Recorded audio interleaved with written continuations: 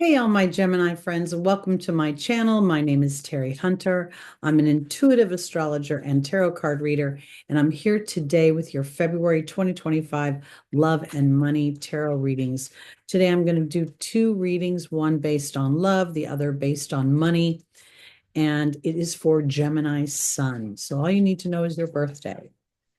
And while I'm shuffling the cards, I want to announce that tomorrow on the new moon, January 29th, 2025, between 3 and 5 p.m. Pacific time, I will be doing live readings for you on YouTube, meaning you will be able to ask your specific question to Spirit and get a spread. This will be first come, first serve, and those that donate to the super chat will move up in the queue. Seems only fair. All right, my Geminis, let's look at your love. Our first card represents the foundational position and where we're starting the month off, and that is the Empress. That's a wonderful card for abundance and for love. We have in the opportunity or the obstacle, the 10 of Pentacles. In the Angel's advice, we have the 10 of Swords. Okay. And in the final position, we have the 9 of Pentacles. This is an interesting energy because Gemini, right now you are experiencing Jupiter going through the house of your sun, and Jupiter is very expansive, and yet Jupiter is compromised in the sign of Gemini. So when we're looking at the Empress, we're looking at really a focus on what you want to create, what you want. This Empress represents the sign of Venus. Venus rules partnerships. She rules everything feminine. She rules food and abundance. Now, in the opportunity or the obstacle is the 10 of Pentacles, which rules family and home and hearth and having a sense of tradition, institution. We see all the characters from, the grandparents to the young children. We see the pets. This is a full, rich card.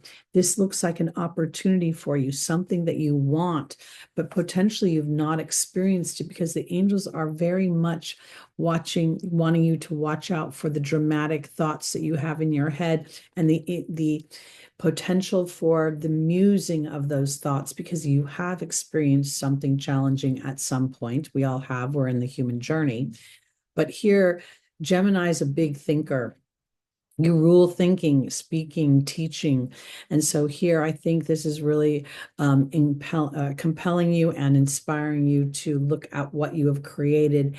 And in the creation of that, to celebrate, thereby allowing what you want in the way of love to come in. Because this ends with the 9 of Pentacles, which is the self-made person, where bounty comes as a result of your hard work. But the hard work is not just pounding the pavement, but keeping your sight where you want it to be when it comes to manifesting things. So here, while these aren't tremendous love cards, they're actually they're very monetarily based, but that wasn't the focus of this spread. So we're looking at the Empress. While she can rule money, here she's ruling creation, the creation of a family, the creation of traditions, the creation of community.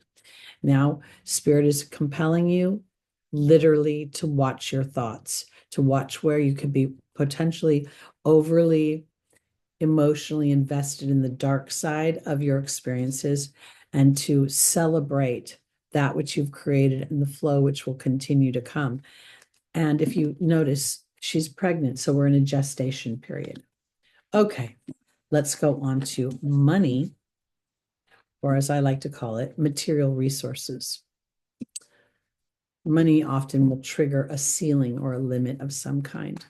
Let's look and see where we're going. This is for February 2025 for Gemini sun. Well, the 8 of Pentacles just flew out of the deck, so we'll take that. That's working hard, burning the midnight oil, making money.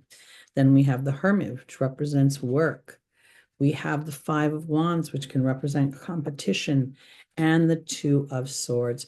It looks to me like Gemini, you're going to be contemplating a decision about work, about making money and where you want it to go. This Eight of Pentacles, we see that he's fine tuning. He's already created abundance, and now he's going back and he's paying attention to the details of his bounty. And I think that when I look at this, I even notice this stack of books showing his expertise and his skill. Now there's a period of reflection, and we see the snake blocking the pathway for the hermit. The hermit literally represents work and the sign of Virgo. Now, Spirit is saying, are you focused on the competition or what may be coming?